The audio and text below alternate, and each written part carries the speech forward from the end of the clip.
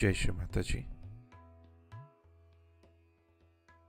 Let us all bow down to Shri Mataji, raise our Mother Kundalini and put Bandhan.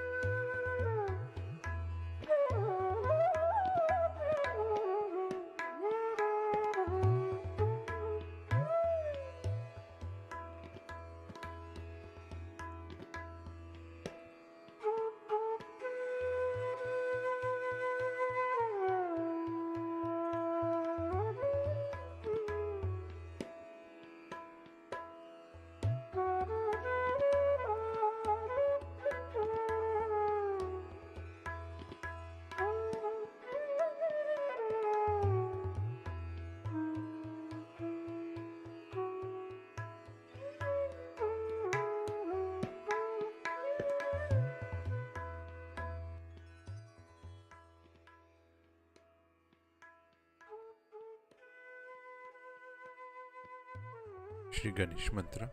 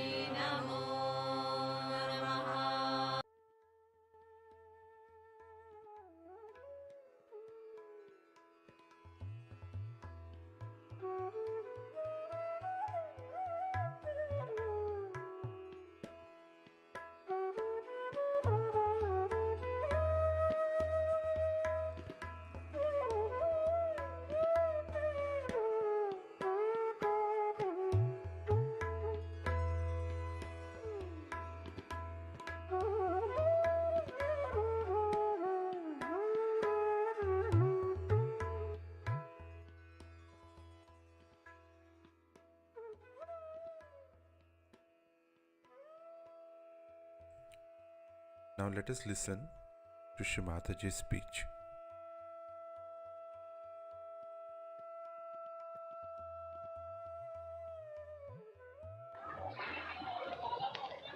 Today again,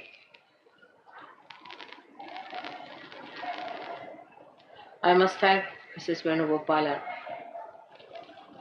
for singing such a beautiful song about the Devi. I was very much impressed the way Patrick told you that they are confident that they can solve any problem. That's what it has to be. That's the sign of a Sahajogi who has reached a very great height in his understanding about himself and about others.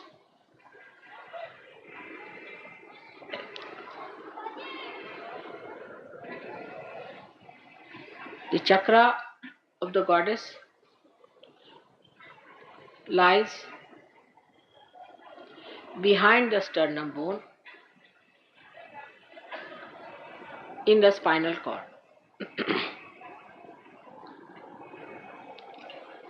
This chakra is placed above the Bhavasagar, above the void, as we call it in Sahaja Yoga. And the bridge that has to be crossed by the bhaktas, by the seekers, is guarded by her. She is the one, she helps her children to come through that passage when there are negative forces trying to attack on a seeker. This chakra is placed at the back of the sternum bone, as I told you. In childhood, the antibodies are formed in the sternum bone. They are the warriors or the Sainikas of the Devi. Until the age of 12 years, they grow and multiply, and ultimately they all get distributed all over the body.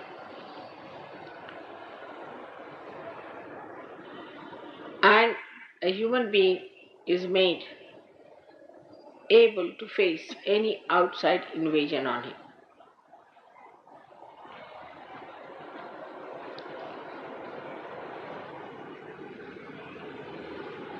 These antibodies know how to fight. They are extremely confident and they know who are their enemies. They have all these messages built in themselves. So when the anti-God element enters into the being through any process, say through food, through words, through action, through devilish people, or black magic, these antibodies combine together, collectively fight the invaders.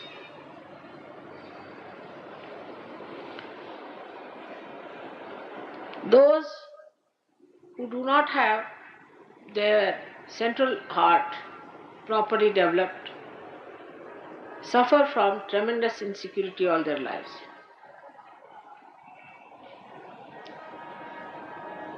When they are children,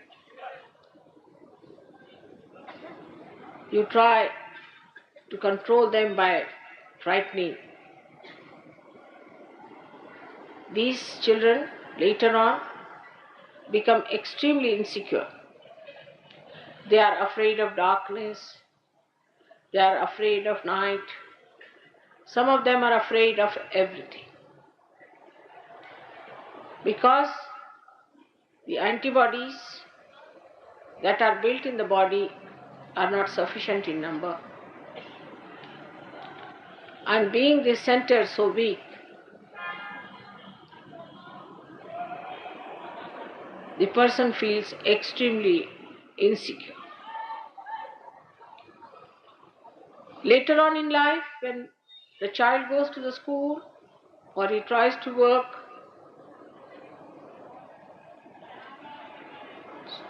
out something for the future, then also his confidence can be shaken by parents, teachers, and outside people. So it is very important to understand children who are growing. In the West, they analyze everything and try to put human beings into compartments. First, the child is a child according to them. Child has no innocence and is extremely selfish. Second part is adolescence, which they think is a very arbitrary, moody stuff. In India, we do not know that there is something like adolescence. Now these adolescent people form a group and they start criticizing or making fun of all the elders. At a very young age it starts. First they make fun of the teachers, then of the parents, then of all the people who are senior to them. They start becoming extremely active in their brains because they see too many televisions and things like that. And then they start behaving at a very young age in such a violent ways that one cannot imagine. I used to live about 25 miles away from London. And every time I would go to London, I would find some children doing some sort of a mischief somewhere. But one day some of them entered into my compartment. And they started pulling out all the covers, thrusting their knives into the seats, opening out all the upholstery. I was just sitting and watching. So I said, "Now are you tired? Please sit down. What's the problem?" They said, "We are all very angry." I said, "For what? Why are you angry?" I said, "We are just angry." I said, "But you have to be angry for something."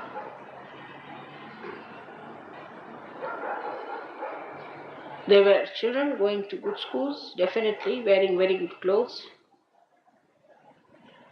And then I had to, when the train stopped, I called the ticket collector and told him that these boys have been doing all this hooliganism in the compartment and you better look at it. And he came in and he said, "This is a common thing." And then somehow or other he took them out. But the only thing I felt about them is that all of them had their center heart catching. On the Kundalini, they are catching their center heart. But when they saw me, they sat down. They were quiet. They listened to me. I settled their center heart.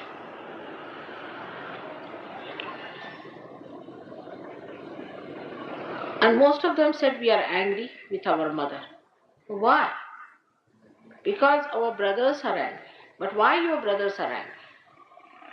Then I discovered that Freud has given these funny ideas against the mother. Mother itself, can you imagine?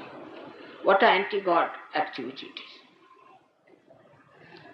To an India, mother is the primal thing. Any Indian. Because his sense of security lies in the mother. Even if the father is hot-tempered, is angry, still they depend on the mother. Because mother knows when to get angry and when not to get angry. She has the discrimination. And she is the one who protects them. The idea of mother is completely blasted in the West. And this is the reason why the children of that country feel so insecure, and when they grow, they are extremely insecure. You won't believe that all the time they are polishing their brass, cleaning their house, but not even a rat enters their houses. And if they have to talk to someone, they'll make a person stand outside and talk from inside, especially in London. Because they're literally frightened. Nobody will believe the British who ruled us are such frightened people. But they are. They are frightened of each other, they are frightened of themselves. The reason is the center heart is absolutely weak. I've told you the first reason, the family insecurities. The child does not know when he comes back from school whether his mother would be there or she would be gone. They don't have mothers who can bear a lot from the husbands and smile and show no signs of their agony to their children. But the mothers in that country I've seen always try to use their children from all kinds of emotional blackmail, you can call it. They try to torture the child by telling all the things the husband is doing to them and whatever is the problem they are facing with the husbands.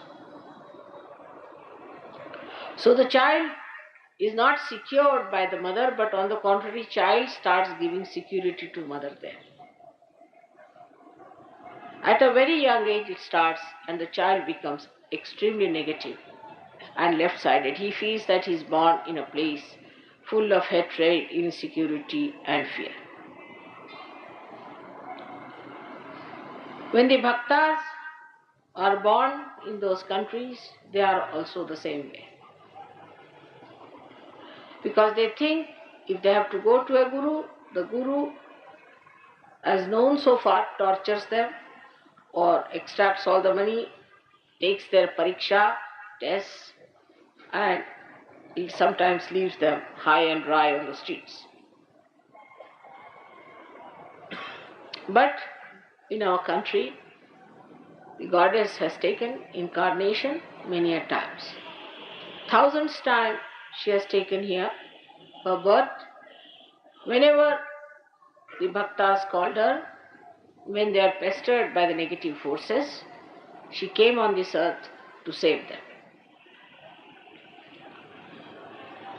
These things used to be just accepted by people, but never were really accepted in their hearts. People thought these are some sorts of mythological stories, that the goddess came on this earth and she tried to save the people. They could not believe that there could be a Shakti who could be born, who could fight these horrible Rakshasas and kill them and save her children, her bhaktas, from agony. It was too much. But today in Sahaja Yoga, you have seen that when Kundalini rises and stops at the center Nabhi, you have to say the mantra of Jagadamba and the Kundalini rises. That means she resides in the center heart, and when she is being worshipped, the Kundalini rises. This center has got 12 petals, but the goddess has 1,000 hands and 1,000 eyes. She has 16,000 nadis to work out her different aspects of enlightenment. But the first thing she has to do, through her generosity and kindness and compassion and patience, she has to suck in the sins, the papa vimochini, the sins of human beings. One of the sentences in Bible was, wages of fear is sin. Or you can put it the other way around, the wages of sin is fear.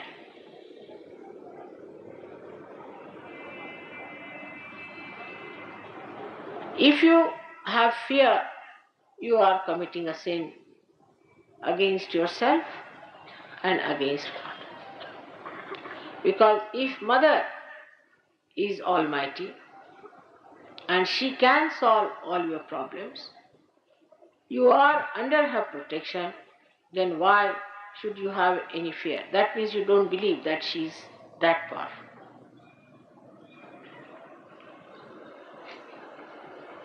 When a person is frightened, this center starts breathing fast, giving rhythmic instructions to all the antibodies. With that, you feel you are getting a palpitation in the heart. This palpitation is nothing but a signal to all the antibodies to fight the emergency of an attack.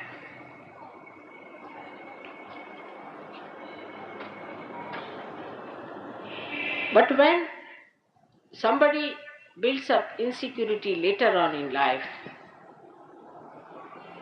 it becomes a physical problem. If they have insecurities earlier, it is an emotional problem. But later on in life, when one develops a insecurity, any kind, like a wife is insecure about her husband. Husband is a loafer or a bad man and carrying on with other women. So the motherhood of the wife is challenged. And when her motherhood is challenged, she may get the weakening of the center, by which she may suffer quite a lot and may have even breast cancer. These insecurities can be also self-made. Imagine it. People can just think about it and build up some sort of insecurities which are of no actual existence. But such fears are very much more in the West, because the life in the West has no mooring, has no explanation. Whatever you ask them, they'll say, what's wrong? A husband will say, what's wrong in having a keep? And the wife will also say, all right, if he wants to have a keep, let him have it. In India, no woman would tolerate such a situation. She would starve, she would do everything, but she will never touch a man who has a keep.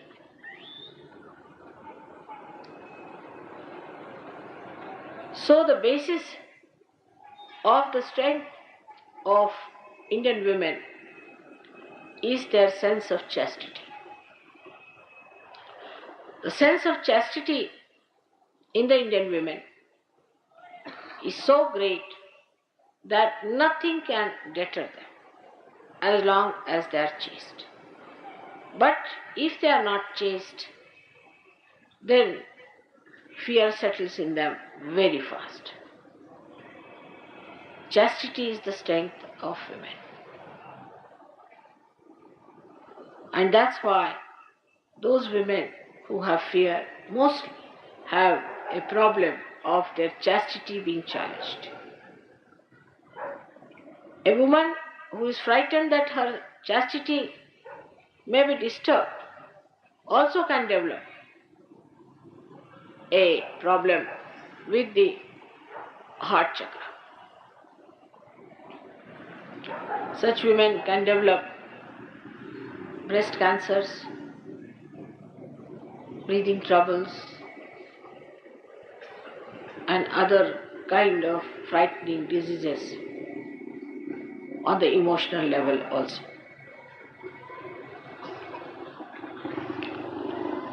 This chakra is ruined in women when they lose their only child, because their motherhood is finished, they feel. And that is the worst thing that can happen to a woman, if she is a woman. But if she is not a woman, she doesn't feel much, and she just behaves in a very manly way. And that's what I've seen in the West, that women really don't much care when their children die. But it is because they are not women.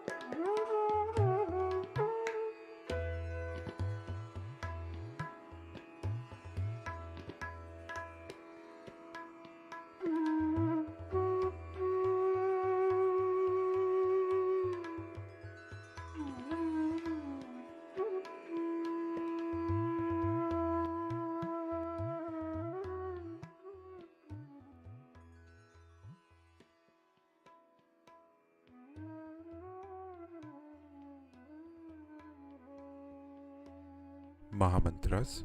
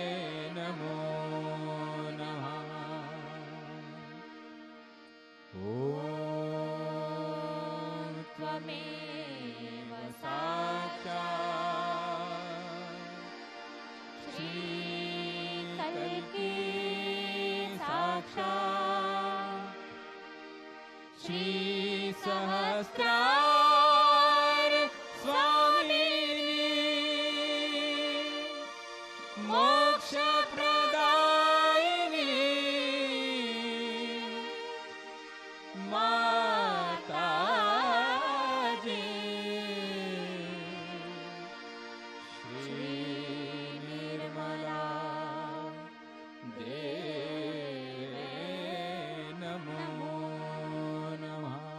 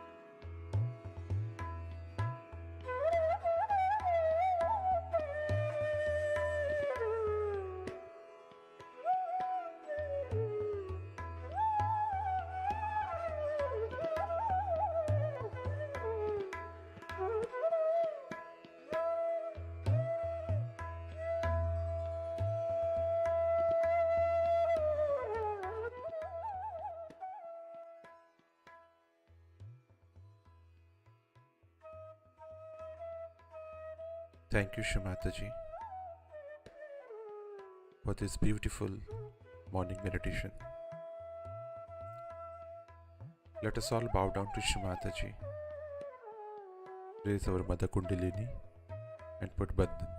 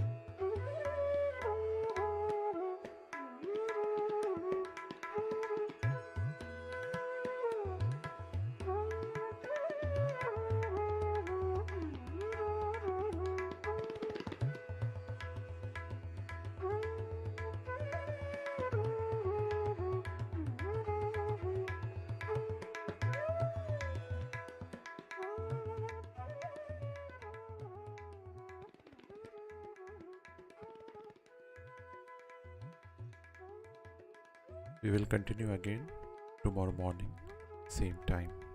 Jai Shri Mataji.